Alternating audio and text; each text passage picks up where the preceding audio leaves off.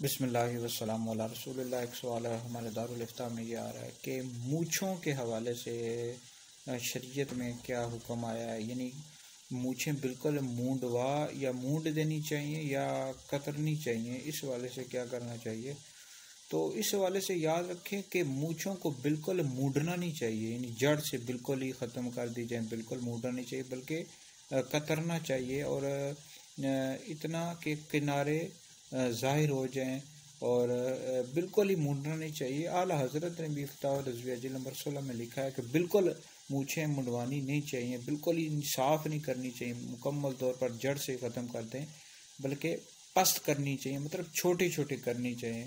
मूँछों के बाल छोटे छोटे करने चाहिए, कतरनी चाहिए, बिल्कुल ही साफ़ नहीं करनी चाहिए। इसमें उलमा का इख्तिलाफ है, कुछ ने खिलाफ सुन्नत भी लिखा है कि बिल्कुल ही मूंड देना, मूंडना नहीं चाहिए, कतरना चाहिए, छोटे छोटे मूँछें छोटी छोटी करनी चाहिए, पस्त करनी चाहिए।